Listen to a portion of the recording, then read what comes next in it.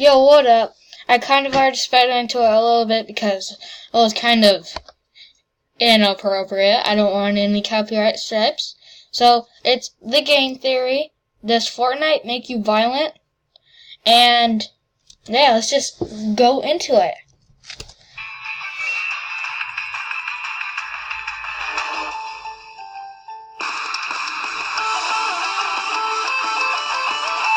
What? There's some good graphics.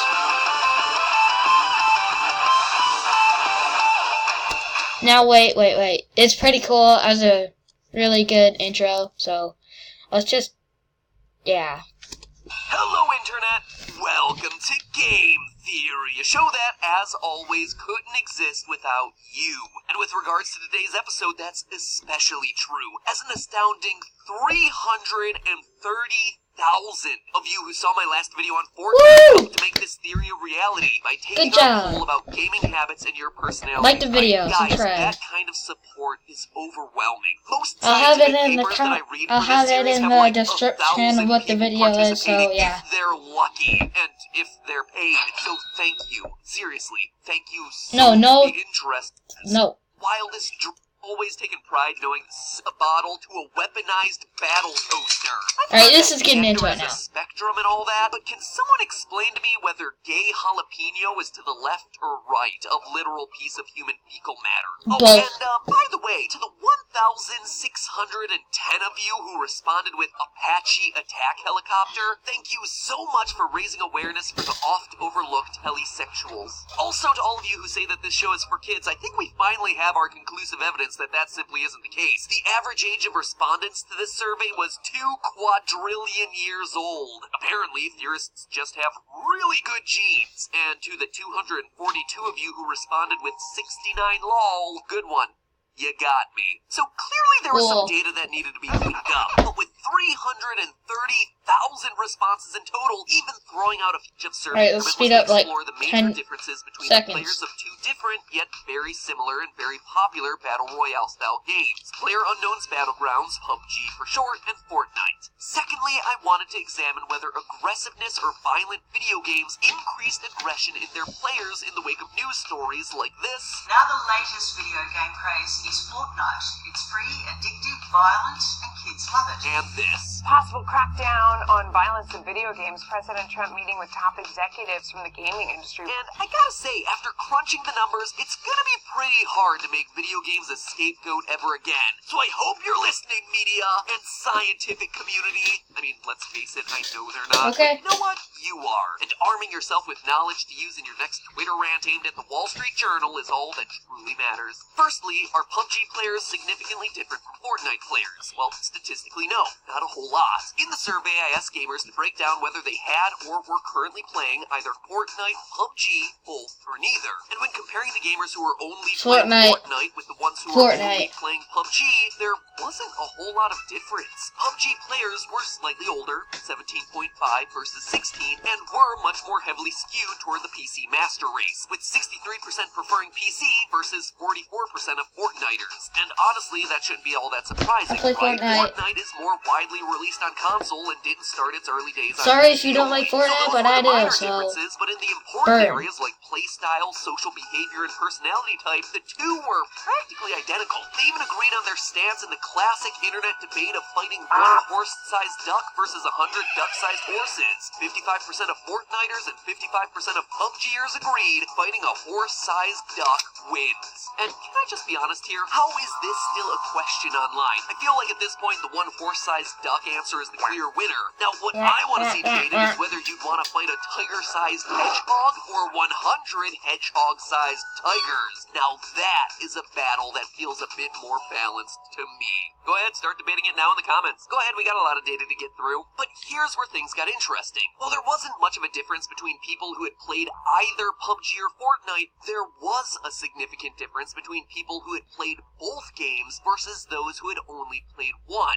Let's call them the hardcore battle royalers versus the more casual battlers. And what's more, the group who hadn't played any battle royale style game also showed significantly different results from the other two categories. So from here on out, I'll be comparing the battle royalers group, consisting of those who actively played both games, against the Nighters, those who've only played one of those games. Pub And a group of Nighters. people who hadn't played either, a category I'm going to call the iDubber, which obviously stands for I Don't Usually Battle Royale. That ZUC is silent, and any similarity to known and popular YouTuber names is purely coincidental. No. Now, to give some context, the iDubbers were on average slightly older, 18, and the Battle Royalers were closer to Fortnite age, 16.5.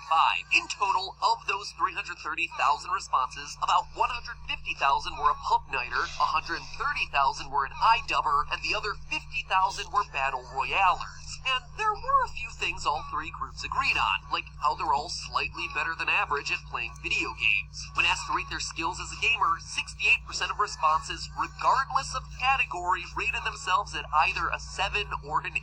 Only one or two truly brave souls rated themselves as a 1. To those people I say thank you. You are the true American hero. Everyone also tended to agree that consistently good play was better than winning just once. In general, that was a 70-30 split. But then I turned to analyze aggressiveness and risk-taking behavior. If Battle Royale games are truly making players more violent, then it stands to reason that gamers would report that their playstyle is more aggressive in those games. Oh my Furthermore, gosh. you would expect to see that gamers who play non-shooter games would yield lower aggressiveness scores, and that those who had played multiple shooter games would have the highest scores of them all. And wouldn't you know it, but that's exactly what the data show. When asked about risk-taking behavior and aggressiveness of tactics in game, the Says risk-taking behavior plus aggressiveness of tactics. So, should we start again? Yep, Battle probably. Royalers were the highest, For the showing views. an average rating of 7.3 out of 10. The Pub Nighters, who only played one game, were slightly lower at just 7, and the iDubbers were least aggressive and most risk-averse, with a score of 6.5. Risk-taking behavior followed a similar pattern, 7.3, 7, and 6.6. To further explore the topic, I also asked about pacifist routes in games, and whether, given the option, the player would choose to take the peaceful, non-aggressive route, or just solve the problem by running in guns blazing. Plus, since I recognize that most pacifist routes in games, let's be honest, suck, I included an option of, no, I wouldn't choose it because it's a mechanic that's usually poorly implemented, to ensure that people weren't avoiding non-violent playstyles because no one but Undertale can figure out how to make a complete game without killing things. Anyway, the results were shocking. A whopping 48% of iDubbers would choose pacifism when offered, compared to only 29% of Battle Royalers. And, as we would expect, Pub Nighters were smack in the middle at 32%. So it would seem like the data is telling us that Fortnite and PUBG are, in fact, prompting more aggressive strategies and higher amounts of I'll be right risk-taking. back. But You guys before you will run just off- Alright guys, yeah. We're back. So, let's just get into it again.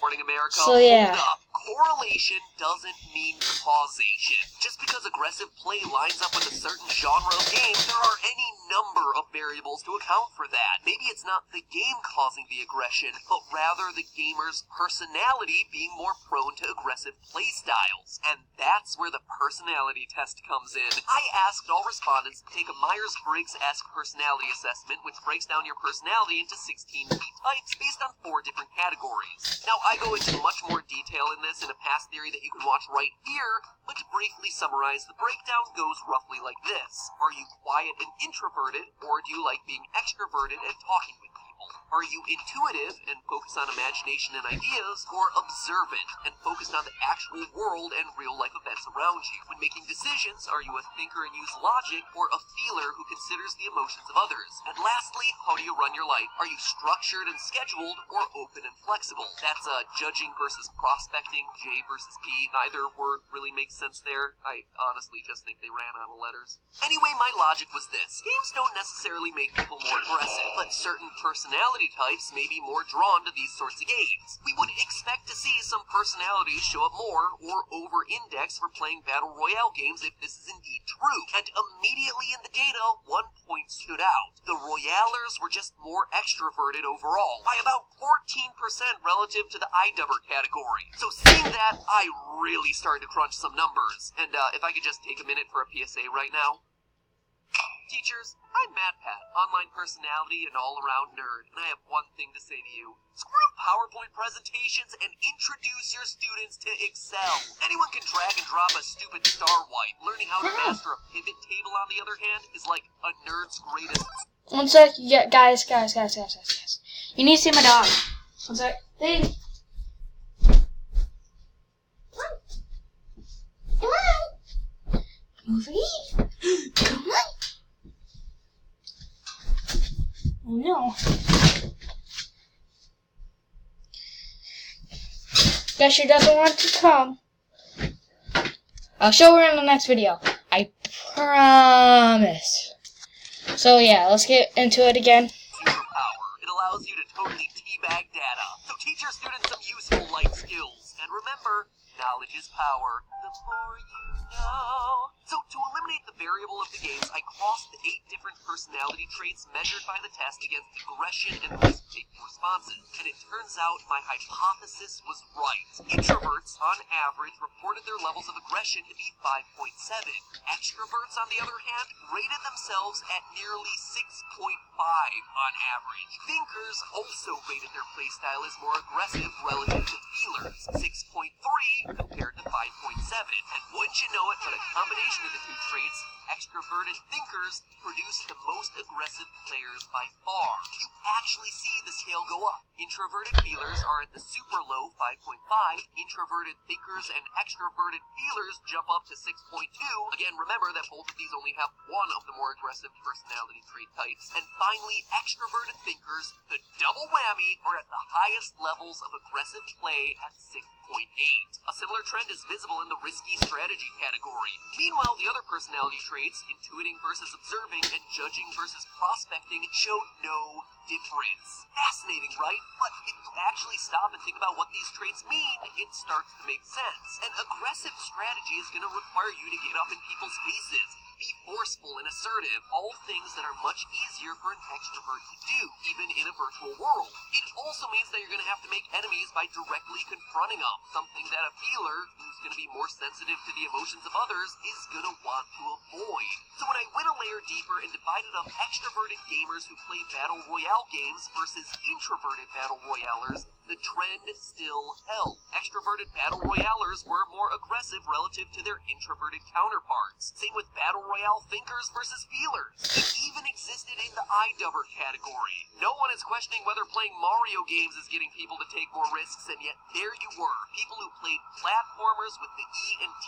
traits were just more likely to rate themselves as being more aggressive. So the long story short, it's not the game making people aggressive or teaching them bad behavior. Players with personalities that are more comfortable taking risks and getting aggressive are just more drawn to these sorts of high-action, high-intensity games. So already I've given strong evidence to that initial point that I wanted to prove, that Battle Royale games aren't the rage virus that mainstream media outlets want to make them, but obviously there's another component to all this, the social component. Could games not only be not detrimental to gamers, but rather beneficial? Could playing Fortnite and PUBG actually help gamers get good socially? That is what I set out to find next, and the results of which I'll be sharing with you in just a few days. If I'm being totally honest, all this data has been a beast to sort through, so things are taking a bit longer than I would have liked, but I wanted to make sure that I got this theory out to you sooner rather than later, simply because I promised it a few weeks ago at this point, and I didn't want to have to keep you waiting any longer. So it's my goal to have the follow-up for you this Thursday. Can playing Fortnite or PUBG actually help you socially? Ring the bell to ensure that you don't miss when it gets uploaded, and in the meantime, remember, it's all just a theory. A game theory. Thanks for watching. Okay guys, that was my reaction. Yeah, I got those ears. I got them ears. So that was the video. Like the video. Subscribe to The Game Theorist. Subscribe to me. Comment down below. And yeah, I will see you guys in the next video. No, where's the camera? Oh,